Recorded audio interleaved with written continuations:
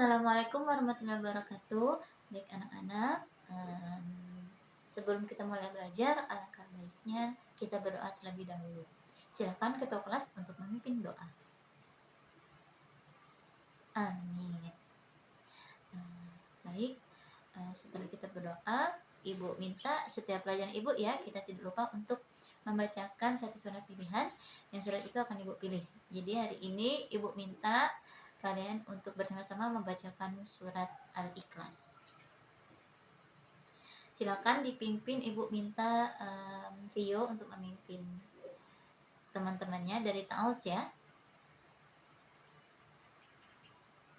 Shadaqallahul azim. Oke. Jadi apa nak gunanya kita membaca Quran sebelum kita belajar? Maka sebelum kita belajar itu kita meminta ridho dan meminta agar kita diberikan kemudahan dalam mendapatkan ilmu yang diajarkan. Jadi sebelum kita memulai pelajaran, alangkah lebih baiknya kita membaca kalamnya Allah, yaitu Al-Quran. Karena satu huruf dari Al-Quran itu mendapatkan 10 dari kebaikan. Baik, itu tadi motivasi sedikit dari Ibu supaya kalian semangat untuk membaca Al-Quran, karena di dalam isi Al-Quran itu merupakan firman-firman Allah yang banyak sekali manfaatnya. Baik, hari ini Ibu akan mengabsen kalian terlebih dahulu sebelum mulai pelajaran. Sebelumnya Ibu minta perhatikan dulu kerapian bangkunya, kemudian adakah sampah di samping, depan, belakang kalian. Oke, baik, sudah rapi semua ya. Langsung aja. Baik, sebelum kita mulai pelajaran, Ibu mau bertanya dulu dengan kalian nih. Bagaimana pembelajaran kita minggu lalu? Apakah masih ada yang ingat materi kita? Ya, benar sekali. Materi kita minggu lalu itu mengenai beriman kepada hari akhir. Materi hari ini itu berkaitan dengan materi selanjutnya. Kira-kira ada yang tahu dari, kan ada rukun iman ada 6 itu. Kita hari ini akan mempelajari tentang rukun iman yang ke-6. Coba ada yang tahu rukun iman yang ke-6? Ya, coba Dea. Ya, benar sekali. Rukun iman yang ke-6 adalah beriman kepada qada dan qadar. Baik, materi kita hari ini adalah kita mempelajari tentang beriman kepada qada dan qadar. Sebelumnya, Ibu ingin bertanya kepada kalian mengenai arti dari sebelum-sebelumnya sudah Ibu jelaskan. Hari ini Ibu ingin bertanya lagi mengenai arti dari beriman. Ada yang tahu apa itu arti dari iman? Ya, benar sekali. Beriman adalah meyakini dengan sepenuh hati apa yang kita imani. Nah, ini berkaitan dengan beriman kepada qada dan qadar pada hari ini.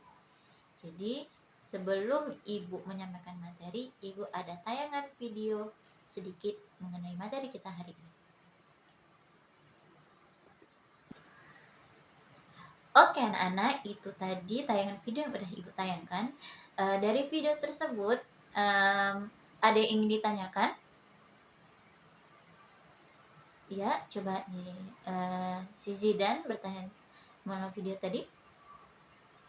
Oke, pertanyaannya, video tersebut apakah berkaitan Bu dengan materi kita yang akan datang? Apakah tentang takdir ya Bu? Benar sekali menurut Zidan tadi.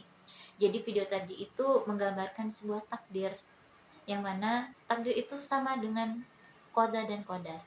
Dan apa perbedaan dari keduanya?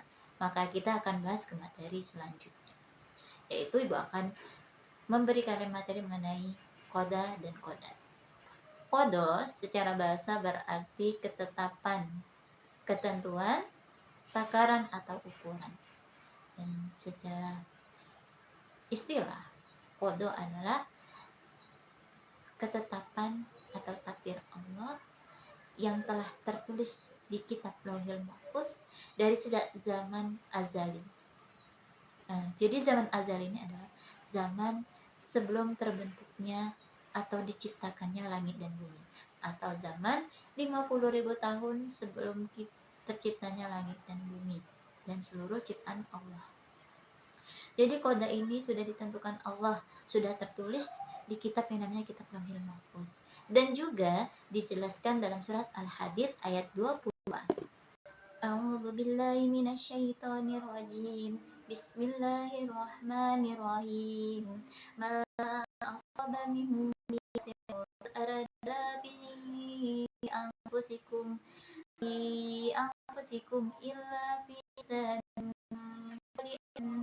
nabra'a Sadaqallahul azim. Artinya, tiadalah bencana yang menimpa bumi dan pada dirimu sekalian, melainkan sudah di dalam tersurat dalam kitab Lauhil Mahfuz dahulu sebelum kejadiannya. Quran Al-Ahzab ayat 22. Nah, jadi ini dijelaskan bahwa segala sesuatu sebelum kejadiannya langit dan bumi atau ciptaan Allah sebelumnya itu telah tercatat dan tertuliskan di kitab Al-Mahfuz.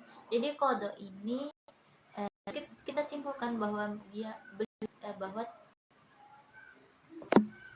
bahwa qada ini adalah takdir yang tidak dapat diubah karena sudah dituliskan oleh Allah di kitab Al-Mahfuz. Kemudian apa contoh dari qada ini? Di sini diberikan 3 contoh dari qada, yaitu ketika matahari terbit, pasti terbit di pagi hari, tidak mungkin terbit malam di malam hari. Itu sudah ditakdirkan oleh Allah. Kemudian di malam harinya ada apa? Pasti ada bulan dan bintang. Dan semua itu sudah Allah takdirkan sesuai dengan yang Allah tulis di kitab. Itu kita. Kemudian kematian manusia. Jadi kematian manusia itu sudah tercatat, termasuk kita dan kita semua, kalian ini, kematian kalian tidak ada yang tahu, tapi Allah Subhanahu wa taala sudah mencatat di dalam kitab Lauhil Mahfuz.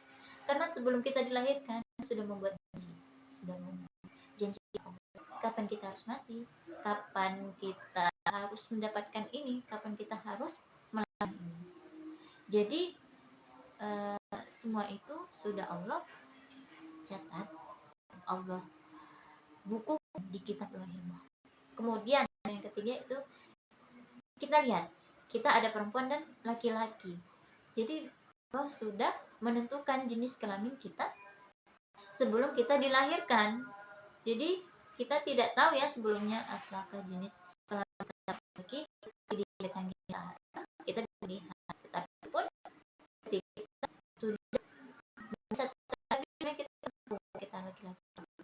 Dan apa yang sudah dimiliki oleh Nabi tidak sesuai dengan apa yang Allah takdirkan. Jadi penentuan dari jenis kelamin perempuan atau laki-laki itu sudah tertulis oleh Allah Subhanahu wa taala. Sekalipun manusia itu sudah memprediksi. Tadi mengenai dari pengertian dengan ayat dan contoh-contohnya. Kemudian Ibu akan menjelaskan tentang pengertian dari qadar adalah ketetapan yang telah terjadi dan diwujudkan. Secara kita ringkas, pengertian dari qadar itu adalah ketetapan atau keputusan Allah Subhanahu wa taala yang memiliki sifat maha kuasa atas segala ciptaannya, baik itu berupa takdir baik ataupun takdir yang buruk. Kemudian takdir dibedakan di 2, yaitu ada takdir mubram dan juga takdir mu'allaq. Apa itu takdir mubram? Takdir mubram adalah ketetapan Allah Subhanahu wa taala yang tak dapat diubah, pasti dan tak bisa diganggu gugat. Contoh, seperti apa contoh takdir mubram itu?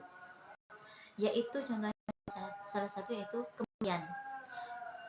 Kematian itu adalah takdir yang tidak dapat diubah, yang mana sudah Allah catat kapan kita akan mati, tanggal berapa, tahun berapa, umur berapa, semua itu sudah Allah catat.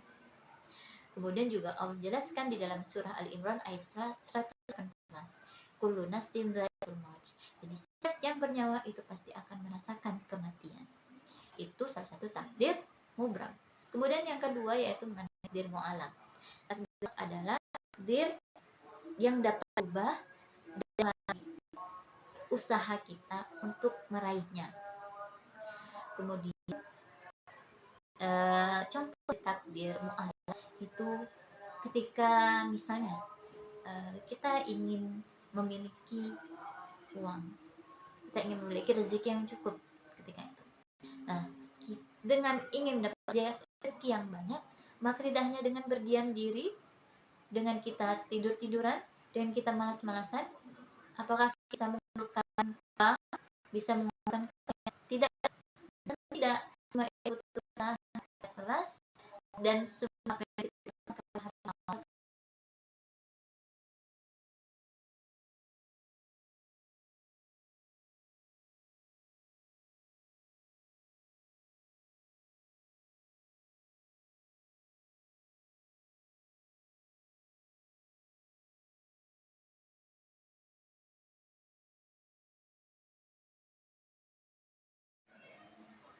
jadi tadi contoh dari kode itu sendiri atau takdir mu'alaq itu merupakan salah satu yang sudah Allah jelaskan di dalam firman-Nya, yaitu di dalam surat Al-A'raf ayat 11, yang mana artinya sesungguhnya Allah tidak akan mengubah suatu keadaan kaum sehingga mereka itu mengubah keadaannya sendiri. Jadi saya sudah jelas bahwa Allah memiliki takdir yang baik dan takdir yang buruk juga. Jadi segala sesuatu yang telah Allah takdirkan itu merupakan suatu ketentuan yang telah Allah tuliskan kepada kita sebelum kita dilahirkan. Jadi jangan menyesali ketika kita mendapatkan takdir itu berupa baik maupun takdir itu berupa takdir buruk. Kemudian setelah kita mempelajari tentang takdir, ada tadi Ibu jelaskan tentang qada, tentang qadar, dan di qadar itu terbagi menjadi takdir mu'alaq dan takdir mubram. Di sini pasti kita memiliki hikmah. Apa sih hikmah dari kita beriman kepada qada dan qadar itu? Satu, yaitu salah satunya kita tidak ada sesuatu yang disia-siakan atau yang diciptakan oleh Allah Subhanahu wa taala. Dengan segala kemampuan kita untuk sudah diberikan, maka manusia patutnya memanfaatkan potensinya untuk mencapai hal-hal yang ia inginkan. Seperti tadi, kita ingin menjadi pandai, maka kita harus belajar. Ketika kita ingin mendapatkan rezeki yang lebih, maka kita harus bekerja keras lagi. Kemudian hikmah yang kedua yaitu dengan memahami konsep dari qada dan qadar ini, yang benar seorang muslim itu senantiasa optimis, kemudian berikhtiar dan selalu bertawakal pada Allah. Jadi setelah kita beriman kepada qada dan qadar, kita lebih optimis, semangat, dan terus berikhtiar dengan apa yang kita inginkan. Kemudian yang ketiga, hikmah yang ketiga yaitu seseorang yang memahami qada dan qadar tidak akan pernah berprasangka buruk kepada Allah SWT, baik kepada Allah maupun juga makhluknya. Karena apa? Kita sudah mengimani tadi, kita sudah yakin percaya bahwa takdir Allah itu memang ada, baik itu takdir baik maupun takdir yang buruk. Kemudian yang terakhir, yang keempat, yaitu hikmah beriman kepada qada dan qadar, yaitu mampu membedakan jalan yang baik dan yang buruk, karena masing-masing memiliki akibat dan konsekuensinya. Jadi setelah kita memahami takdir baik dan buruk, semuanya itu memiliki akibat ketika kita melanggar. Jadi apa yang harus kita lakukan ketika kita mendapat takdir yang baik? Maka kita bersyukur, mengucapkan alhamdulillah karena kita diberikan takdir yang baik oleh Allah. Kemudian ketika kita mendapat takdir buruk, apa yang kita ucapkan? Tidak dengan berkata-kata yang tidak baik, berkata kotor, berkata yang tidak sesuai dengan apa yang Allah anjurkan. Ketika kita mendapatkan takdir yang buruk, maka kita disuruh beristirja, innalillahi wa inna ilaihi raji'un, dengan takdir tersebut. Jadi sesuatu itu pasti memiliki sisi baik dan sisi buruk. Jadi kita tidak boleh menyalahkan takdir Allah. Jadi mungkin itu tadi anak-anak materi yang Ibu sampaikan. Apakah ada yang ingin ditanyakan seputar dengan materi yang Ibu sampaikan? Iya, coba Fatima ingin bertanya apa? Oke, pertanyaan tadi mengenai ketika nih kita berjalan terus kita kesandung, terus kira-kira Bu itu termasuk takdir dari mu'alaq atau takdir mubram? Karena jatuh itu dapat kita dapat kita hindari, tapi juga kadang tidak dapat kita hindari. Kadang dapat kita cegah, kadang tidak dapat kita cegah. Jadi ketika kita berjalan kita kesandung, kalau kita kesandung itu berarti itu takdir yang buruk bagi kita ya, karena kita mengalami kesusahan. Tapi ketika kita ingin kesandung kita tidak jadi, berarti itu masih takdir baik kita. Jadi ada dua kemungkinan takdir ketika kita kesandung tadi. Itu jadi Fatimah ya jawabannya. Gimana? Sudah paham ya? Baik, mungkin itu tadi materi yang dapat Ibu sampaikan. Mungkin tadi dalam pelajaran Ibu masih ada yang bingung dengan pelajaran Ibu. Tapi sebelum Ibu untuk pelajaran ini, Ibu tugas untuk kalian, yaitu kalian mencari contoh dari mu'alaf dan takdir mubram. Masing-masing itu 5 contoh. Kemudian dikumpulkan dengan Ibu. Nanti akan Ibu dan ikut jadikan nilai harian kalian ya. Oke. Paham tadi tugasnya? Oke, sudah paham. Mungkin itu ya, Ibu akhiri dulu pelajaran kita hari ini. Mungkin besok-besok ada masukan kita mau belajar seperti apa. Oh iya, ada yang ingin belajar di luar. Mungkin ada yang belajar melalui games. Oke, besok insya Ibu usahakan kita belajar dengan gaya yang berbeda, sesuai dengan materi juga. Mungkin itu ya yang Ibu dapat sampaikan. Mungkin terjadi kekurangan dari Ibu selama Ibu ngajar, Ibu mohon maaf. Kepada Allah Ibu mohon ampun. Ibu akhiri, wassalamualaikum warahmatullahi wabarakatuh. Sampai jumpa di minggu. Terima kasih.